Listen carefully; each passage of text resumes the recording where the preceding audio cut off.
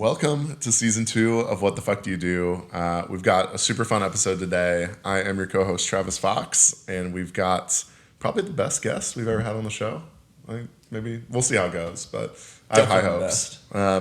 We have Shrey, our wonderful, lovely guest, sometimes co-host, but today talking about his career outside of the show. Shrey, you want to introduce yourself and what your title is? Yeah, I am a senior strategy manager at Expedia. That told me literally nothing. That's about as much description as I can give, honestly. Well, this has been a great episode, everybody. So, okay, there's 3 parts: manager, Yep. strategy, and you're not junior. Yeah. So that's congratulations on that. Like all of your growth. Thanks, man. Well, why don't we talk about strategy? That seems like the Yeah. most unfamiliar term. Like nobody really knows what that means. So at Expedia, like what does that actually mean for you? So basically, and like the senior and the manager part are just kind of particular to the company, but strategy is basically you are working with leaders of the company to figure out what are the objectives, what direction you want to take the company, and then you're actually working to implement programs or figure out how to actually execute on that. So working with different teams to actually execute that. That's awesome. So how do you figure out what to focus on? Who tells you, or what tells you, like what you should actually be looking at? Yeah, so this is where the hierarchy of like senior strategy manager and whatnot comes into play. I mean, it usually will come from like the CEO, right? And then they'll work with the strategy team on defining like what are the goals or the objectives. And it is very much an iterative process of, there's a bunch of ideas that we could go do, right? You need the leadership from the CEO to kind of set the direction. And then the strategy team is kind of working with the CEO to kind of refine what are those objectives. And then it kind of trickles down throughout the different teams. So like I'll get my directives from my manager. Gotcha. Here's what to work on. And that's because the CEO said, like, this year we're going to get 20% better at this. And then the whole company like figures out how to make that happen. Exactly. It could be as vague as like, we're going to improve traveler experience, right? That's going to be one of the pillars that we're going to focus on. And then from there, it, actually forms into tangible goals. So give me like a specific example. Like you got a project, you made something cool happen, you recommended that the company did something different. Yeah, so I'm trying to figure out how specific to get here. But basically, we had a problem with fees, like on the platform. Like if you ever booked like a property, right, you have a lot of excessive fees. So the problem was like, how do you solve that? Because it's a shitty traveler experience. Yep. So from there, it was a lot of like, okay, let's do data analysis to figure out more about the problem. So you're either doing the analysis yourself or you're working with analytics teams and saying like, hey, here's what I'm looking for. Here's what I would like to see. Here's kind of getting some research on it. Then you're coming up with, based off of that data, you're coming up with what your insights are and what your recommendations are. So it's very data-driven, very analytical. Sure. And there's supposed to be kind of this logical flow of, okay, we've analyzed this problem, so we're going to do this. And then once you have an understanding of what you want to do, and that might be, hey, we need to build a new product, or we need to implement a policy, and so it's open-ended on what the solutions can be. Yeah. But once you have an idea of what those solutions can be, then it's working with those different teams and actually, here's the case of why we should do this. Let's get this prioritized. Let's test this out. Let's build it out. And then from there, right, you go back and you measure like, okay, did we actually see the change? Does this actually work? Yeah, exactly. So it sounds like you work with tons of different teams and people. Like, yes. How do you keep like all that collaboration happening? Like, is that stressful having to know like 50 different people for projects? Yes, and I think it differs at different companies. Okay. Because at a bigger company, there's just way more teams that are all kind of touching different aspects of the same thing. So a lot of times, and this happens almost every week, I will reach out to someone who I think is like the person in charge of this whatever product or anything. And they're like, we don't actually do that. It's actually like this other team. So you're actually like hunting in your own company to figure out who does what. Kind of. That's crazy. Yeah. And it's, I mean, if you're at a smaller company, like that's not going to be as much of an issue. But yeah, you're gonna have to interact with a lot of different teams, and there's a lot of meetings where I'm like, hey, my name is Shrey. I work on the strategy Wow. team. Here's what I'm trying to do, and like, here's what I think we should do. And I hear your team is the one that can do this and make this happen. Can you actually do that? Right. Right. So it is a lot of almost like pitching. That's so interesting. Yeah. Like pitching yourself to people you already work with. You just, Yeah. They're strangers. Yeah. I mean, the difference is like, again, like at a company, there's tons of ideas, right? There's tons of different things that you can do to improve the company. But strategy, like you're trying to organize all those thoughts into like, here's the top things that we should do, and actually like put some organization, prioritization around like how you allocate resources and time and energy into like solving different problems. So is that why you make like somebody pays you to do it? Like why Yes. if all these teams have their own products, they're like running their own little organizations. Like why do you need a strategy person? You need someone to kind of tie it all together. Okay. And that sounds very simple, but what you'll find is because people are very specialized in their individual aspect, that there still isn't this cohesive framework of why are we all doing this? The bigger picture. The bigger picture. Okay. So you need someone to kind of bring that all together. Otherwise, you have a data scientist or an analytics person. They're really good at analyzing data. They're really good at coming up with models, but what's the overall business objective? That's super. So how do you get in this position where you're seeing the bigger picture? You kind of know how to tie all these like puzzle pieces together. Like what gave you that capability and interest in doing that versus just like having your one specific project you were working on? Yeah, I think it just comes through experience. Sure. So I came through consulting background. So you just get put on different projects and you're almost trained to present findings to a client. Gotcha. And so you have to be able to bring the picture together. Otherwise, you're going to confuse the client. So it's through that practice. It's always like thinking, how does this tie to the bigger picture? Right. So it's a lot of like presentations also. A lot of PowerPoints. A lot of PowerPoints because you're constantly trying to, whatever new thing is happening, new piece of analysis, new update on this test or this product development, you're always tying it back to like, this is how it's going to affect our overall objective. Yeah. What do you know about PowerPoints and presenting that the average person doesn't know? I know a lot of shortcuts. Okay. I know a lot about like visualizing things. Cool. Probably, and again, it just comes through a lot of experience and practice. I would say Excel and PowerPoint are like the two biggest tools. Gotcha.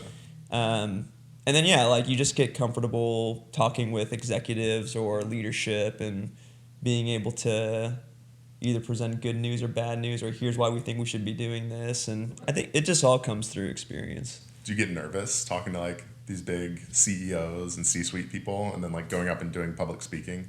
Yes. Okay. I get nervous. I get nervous every time before. When I start though, I somehow like calm down. Interesting. It's like once you get into the moment, Yes. it starts to flow. Yeah, it's almost like the preparation or like the anticipation is more nerve-wracking. Interesting. But part of it is also some people are like pretty tough, right? Like depending on who you're presenting to, like some people are, depending on the personality, it can be nerve-wracking because like they could just rip you apart. Fair enough. Yeah, do you have any like rituals to calm yourself down before? You go like tie your shoes differently, or like wake up in the morning and do some jumping jacks? I just take a deep breath and then I'm like, just do your best and that's all you can ask for. That's beautiful. Yeah, I mean, isn't that like, what we're all trying to do? I mean, at the end of the day, like someone's gonna be like, "Why are you doing this? Like, why didn't you think of this?" And it kind of sucks, but it's like you're not gonna get fired. Yeah. Fair. Unless you do that all the time. You do it every single time. Yeah, but like you're allowed to not be perfect. What are some times where you haven't been perfect, or like you did fuck up in your career?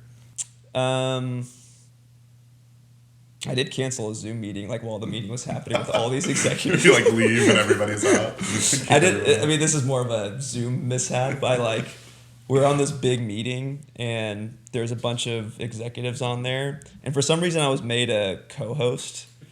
Big mistake. And I had to leave for another meeting, and I actually ended the entire meeting, and then everyone like came back on and was like, "Who did that?" I was like, "Hope no one knows." Must have been that CEO over there. Yeah. The guy's an idiot. But in terms of like actual mistakes, I don't think it's like. What ends up happening is you'll present something, and then it'll be like, well, "Why didn't you think of this?" Gotcha. Or like whatever you presented, they're just like, "That's great, but like you should actually be doing this," which is something totally different. So there are meetings where you kind of walk out and you're like, okay, like this plan that I thought of is completely busted up. So I got to do something different. So to be good at this, does it take somebody who's really confident and extroverted as a public speaker, or like, all the teamwork and collaboration, talking to strangers, like making presentations to people that probably don't have a lot of time to waste? Like, who is successful in this type of role? What kind of person? I don't think you need to be extroverted. Okay. I don't think I am. You're pretty bad socially. I'm gonna sidestep that one. I think. What was the question again? What kind of person does it take to be good at strategizing? Okay, yeah. Strategy. So you definitely don't have to be an extrovert. I think listening Okay. more is actually really helpful. Because I think if you can just intake a lot of different opinions and perspectives about things, then you can kind of chime in with, here's what I think is the recommendation. That's my style, actually. I like to listen to what other people have to say, and then I'm more of a gatherer and try and put it together then. That's pretty cool. But there are people who are like, and if you're like extroverted and always have an opinion to say, like it works if it's always a smart opinion. But I don't think there's actually that many people that can just always say something profound every time they speak. Outside of me. Definitely not you. Mr. Raw Sauce. Raw sauce. But so I think if you just like listen, then I think you're better off. That's cool. Well, you mentioned some like hard skills too, though. Like you do a lot of data analysis, like Excel, like PowerPoints. Like those are more like professional skills. But like, how do you train to be good at this? Do you have to know? Do you have to have a degree? Do you have to go through like a technical training? For data, what does that look like? I don't think you definitely don't need a technical degree. Okay. I think you have to have some logical business sense. Like, so for a lot of interviews, you'll do business case interviews. Well, they'll give you a hypothetical business question, and then you have to kind of think through what's the right recommendation. But you can, like, people practice that. I practiced that when I was getting into consulting. So I think it's something you can definitely learn.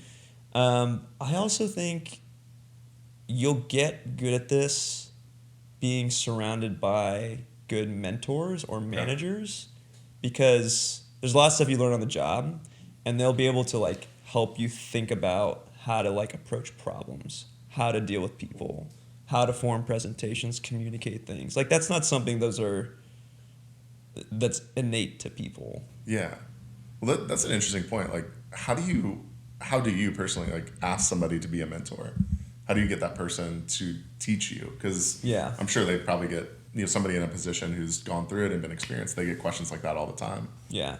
I think you just ask. Okay. Like, I think if you just come with this willingness to say, hey, I really want to get better at, how you put together presentations or how you're able to communicate. Like, can you let me know some tips or tricks? Like, how do you do this? And you'll learn it's very stylistic and it differs based on like how the person is. But you can kind of take a little bit from here, a little bit from this person, a little from this person, and sort of like come with your own way of approaching things. Okay. That's really cool. And then on like so business case studies, like you're practicing to get into this consulting type gig, you need to know a little bit of logic. Are companies hiring like one particular type of person at the entry level to break into this career? Like, is there a type of school you need to go to, backgrounds that they look for? Yeah, so I would say candidly for most strategy positions, they typically like to hire people who have done like management consulting and investment banking. That's typically like the type of profile that they look for, because they know that in those jobs, that you've gotten that training in forming presentations, communication, working with executives, like being able to kind of think in that framework. I actually don't really subscribe to that because I think you can learn these skills through other experiences. But to get those jobs, like management consulting and investment banking, you got to get a college degree. Gotcha. And you probably have to get very good grades. So you got to play the game a little bit. You have to play the game, and I mean, again, I'm more of a subscriber of like if you've got a good drive and work ethic and you're willing to work at it, like you can do a lot of things. But For sure. in this case, I think there's a lot of like traditionalism in the type of people that are hired. So management consulting firms, investment banking firms, they will go to the top colleges in the country, and that's where they will exclusively recruit from. Okay. And they have certain GPA requirements, and they put you through like all these business case interviews. And so, yeah, it's a little bit, unfortunately, of like, you have to play the game. Yeah, until you change the system and you make it Until better. you change the system. I've tried saying we should hire more people that aren't from management consulting or investment banking, because I think you get diversity of thought. And some people like have successfully done that, but I would say it's rarer. Gotcha. That makes sense. And so senior strategy manager, you're already working with leadership, like you're close to those circles. You've seen like all these different teams. Where do you go from here in your career? Like where would you want to go if you kept moving up, or would you want to do something completely different than strategy? Yeah. So I think what's actually nice about working in strategy is you're a generalist. Sure. So you have to understand different teams, different problems. And you have to be able to like speak a little bit of language with different people. So if you're talking with a data scientist, like you're gonna have to know how like algorithms work or how like data science works, right? Not at the super technical level as they do, but like you still like know what they're trying to accomplish. So what's nice is you can continue down a strategy path. Like, okay, you're senior strategy manager, you can be director of strategy, you can be senior director, VP, like keep moving up, and there's definitely a path within strategy. But there's people who have gone on to be product managers, account executives, other like finance, right? There's a lot of different things that you can pivot into, because you, at the end of the day, you have a knowledge about like how to solve problems. The only thing you would need to do to like successfully pivot into a different area is just make sure you're up to snuff on like technical stuff. Right. But those are things that I think you can pick up on. That's pretty cool. Like you have that flexibility to, like if any of those areas interested you, like one of the products, one of the data questions or something, you could, I mean, it's probably not that easy, but you could hop into that and do that more specifically.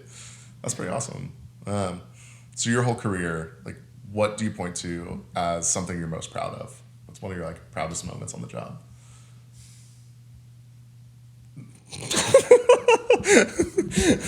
Canceling that Zoom meeting. Yeah, busting up the system. Proudest moment on the job.